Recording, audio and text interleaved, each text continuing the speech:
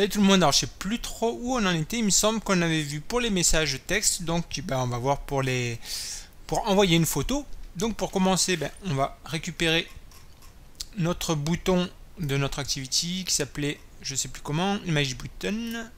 Donc c'est parti, donc c'était image button, voilà.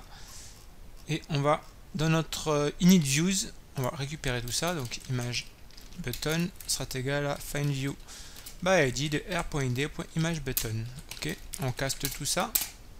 Ça c'est bon. Ensuite, on va rajouter là-dessus un onClick listener qui ouvrira en fait un nouvel intent qui nous permettra de sélectionner une image. Donc pour faire ceci, donc dans notre méthode initViews, on va faire un imageButton.setOnClickListener. Donc ce sera new onClickListener. Et là-dedans, qu'est-ce qu'on fera? On récupérera une image. Donc, pour faire ça, on va créer une nouvelle méthode qui sera void et on va appeler ça pickImage. Voilà. Alors là-dedans, qu'est-ce qu'on va faire? On va créer une nouvelle intent que j'ai appelée picker. Ça sera donc un new intent avec comme flag intent.actionGetContent. Ensuite, on va lui dire que on veut des images, donc setType. En setType, on va récupérer toutes les images en JPEG en fait. Ensuite, on va faire un picker.putExtra. Alors, on va lui dire de prendre uniquement les images qui sont disponibles sur la mémoire interne. Donc, pour ça, on va faire intent.extra local only. Extra local only. On passe ça à true. Et pour finir, on n'a plus qu'à faire un start activity for result en passant intent.createChooser. On passe notre intent. En second, on met le titre qui s'affichera, donc sélectionner une image. Et ensuite, il nous faudra un request code, ça on l'a pas créé, on va le créer en haut, qui nous permettra de récupérer le résultat de notre action dans la méthode onActivityResult. Et donc pour ça, on va créer un identifiant que je vais appeler static final int, que je vais appeler select photo, qui sera égal à 1. Et donc là, dans notre méthode pickImage, on y met notre select photo. Voilà. Et donc là, dans ma méthode onClick, j'ai plus qu'à faire un pickImage. Voilà. Et donc, du coup, il va nous falloir override la méthode onActivityResult. Donc, du coup, CTRL O, onActivityResult. Et donc, vous voyez, on a le request code, result code, etc. Donc, on va pouvoir vérifier qu'on a bien sélectionné une image. Donc, on va faire un if request code. C'est égal donc à notre select photo. Donc, c'est égal à 1. Et également que le result code, par contre, c'est égal à result OK, qui est une constante, qui vaut -1 si je dis pas de conneries. Et bien dans ce cas-là, on va récupérer l'image sélectionnée. Donc, on fait un URI image URI sera égal à data.getData. Et ensuite, on n'aura plus qu'à envoyer l'image. Donc, upload l'image. Et on va créer une nouvelle méthode pour ça. Mais on peut déjà vérifier si ça sélectionne bien le truc. Donc, on va faire un logd ou logw. Et on va y passer donc notre image URI. .toString, histoire de voir à quoi ça ressemble. Là, on met un plus. Et on va voir déjà si tout ça marche. J'ai rien oublié. Non, je lance. Ok, c'est parti. Alors, si j'appuie sur l'image button, ça m'ouvre bien le picker. Et donc, il n'y a plus qu'à sélectionner une image. Généralement, l'URL devrait s'afficher. Vous voyez, elle s'affiche ici. Donc, j'ai bien, on arrive bien dans cette méthode et tout marche bien. Donc, il n'y a plus qu'à upload notre image. Donc, c'est tout bon. Par contre, là, je vois qu'il y a une répétition des messages, ce qui est normal. En fait, il va falloir clean l'adapteur lorsqu'on est dans la méthode onPause. Et pour ça, je ne sais pas si j'avais créé une méthode. Non, apparemment non. Donc, on va faire un public void clear message. Et on va lui dire message.clear. Et on va lui dire notify data set change. Et lorsqu'on est dans la méthode onPause, on va faire un adapteur. Clear message. Ça devrait réparer ce petit souci. Donc si je recommence tout ça, ça devrait mieux marcher maintenant. Ok, vous voyez qu'on n'a pas une duplication des messages. sachant que Firebase cache les messages, donc c'est pour ça que ça reload pas tout. Donc on va voir comment upload tout ça maintenant. On va créer une nouvelle méthode. Et donc alors comment ça va se passer? En fait, on va d'abord commencer par envoyer l'image. Et lorsque l'upload s'est bien effectué, on enverra un message dans notre base de données et on aura quelques modifications à faire pour vérifier si on a une image URL ou pas. Donc on va pas recréer une méthode, on gérera tout ça dans celle-là. Mais déjà pour commencer, on va envoyer l'image. Donc pour ça, on va déjà commencer par récupérer, j'ai pas dû le faire. Non, voilà, on l'a pas fait. Alors donc je vais avoir besoin du... je vais mettre tout ça, on va mettre ça ici. Du Firebase Storage. Firebase Storage. Que je vais appeler mStorage pour faire comme les autres. Et on aura besoin, comme pour la database référence, du storage reference. L'API est plutôt bien foutue de Firebase, donc pour ça, une fois que vous avez compris un peu le principe, c'est un peu toujours la même chose. Donc voilà. Ensuite, dans notre init Firebase, il me semble qu'on avait une méthode comme ça, init Firebase, voilà. Mais elle est où? Voilà. On va donc récupérer notre Firebase, c'était mStorage. Donc c'est Firebase Storage. Devinez, get instance. Et ensuite pour notre pour le path, on va venir dans notre avec mon superbe accent, vous avez remarqué, on va revenir donc dans notre console Firebase et dans storage. Donc là on était jusqu'à présent travaillé sur la database. On vient dans storage et là vous voyez vous avez votre URL comme ça. Et là-dedans nous ce qu'on va faire c'est qu'on va créer un nouveau dossier en fait que je vais appeler chat. Comme ça on mettra tout là-dedans. Et donc notre référence ce sera cette adresse et ensuite dans le répertoire chat. Donc on va copier tout ça, on va mettre tout ça dans des constantes. On a créé un fichier si j'ai pas de conneries. C'est dans constants. Donc là c'est public static final. Donc string c'est storage path. Et donc c'est ça. Et ensuite pour la public static final string storage ref. On va appeler ça comme ça et ce sera juste chat. Voilà. Donc ça c'est bon. Et donc notre non, il faut récupérer la storage reference qui sera donc mStorage.get reference from URL, donc c'était constants.storage path. Et d'ailleurs j'ai oublié une .child et c'est constants.c'est storage ref et il y a une majuscule qui manque. On va mettre ça.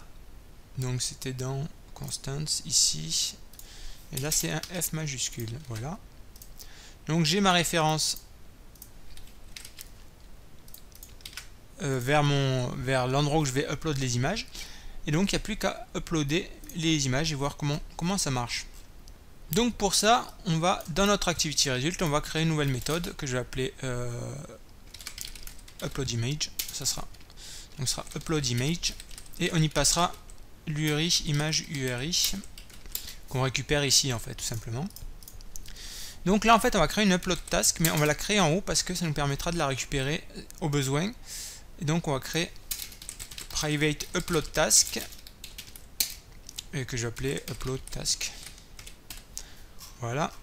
Et donc cette upload task va nous permettre de gérer l'upload tout simplement. Donc pour ça on va faire upload task, non c'est upload task sera égal à quoi? Notre storage reference .child.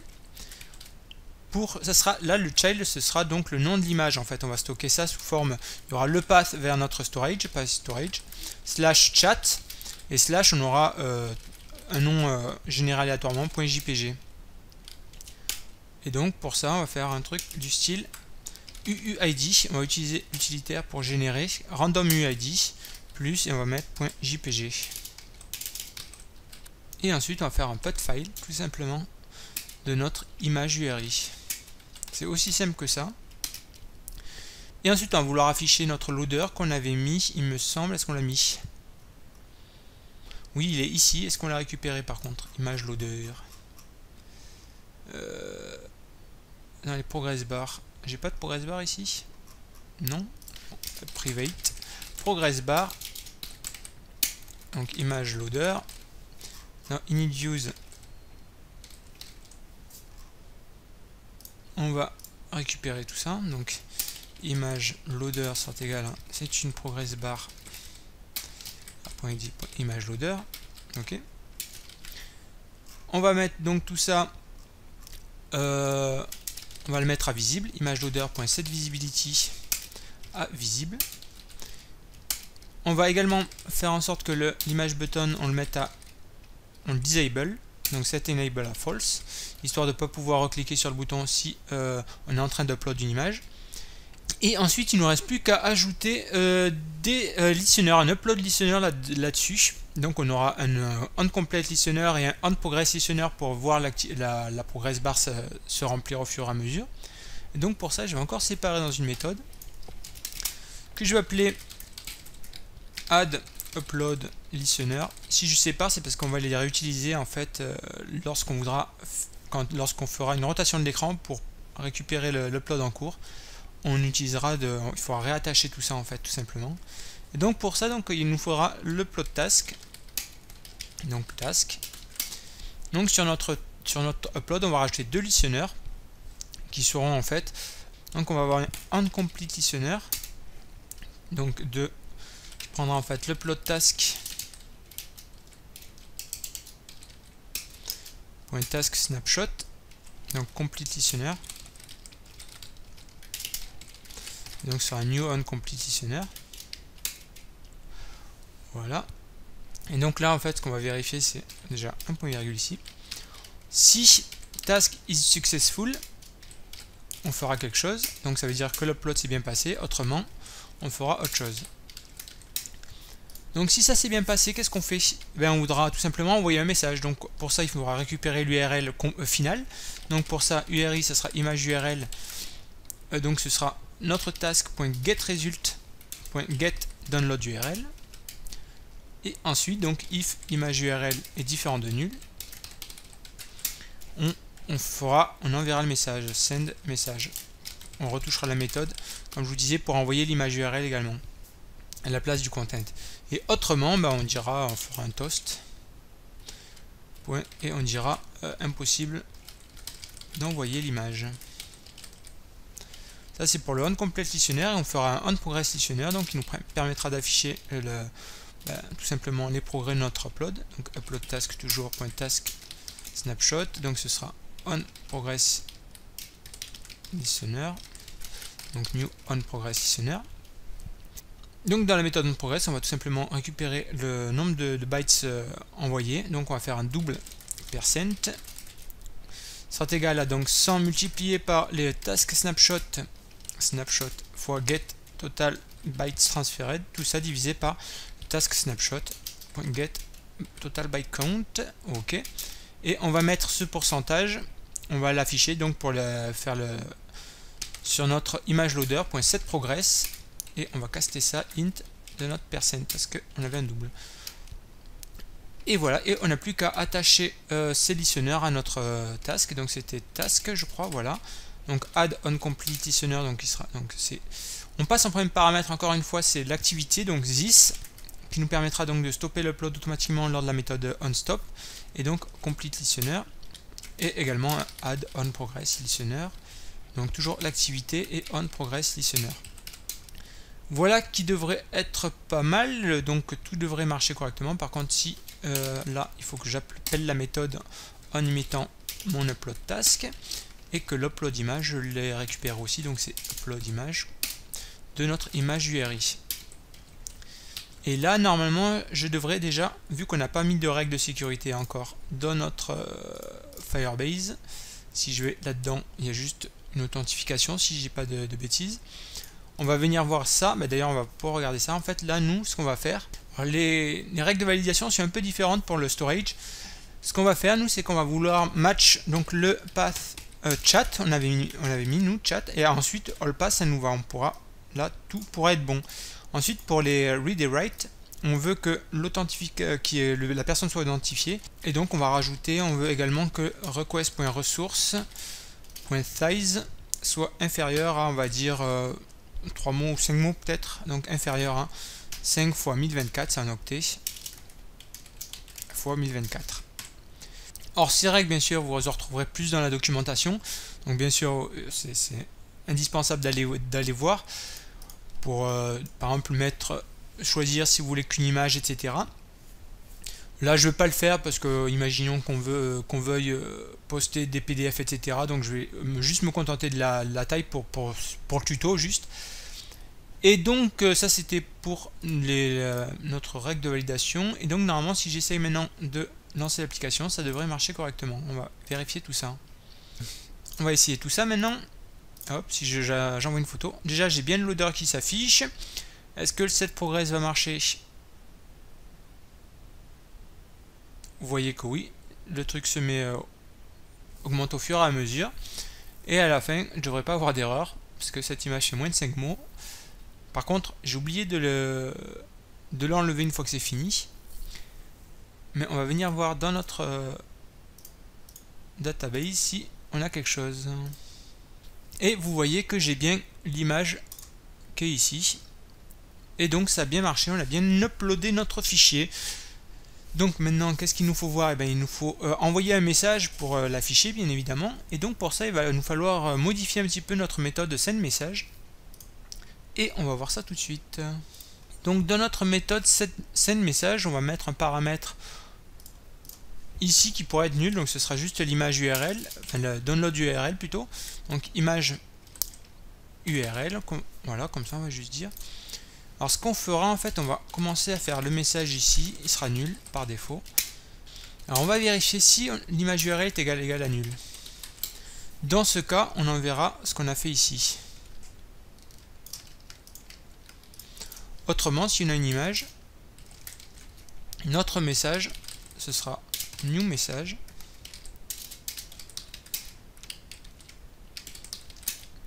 Et donc on passera le username, ça change pas. Le user ID non plus. User ID ça change pas. Par contre en troisième c'était le content, donc là dans notre cas ce sera nul. Et par contre l'image URL ce sera image URL. Au passage là on va virer ça. Voilà. Et ensuite par contre ça on va le mettre après.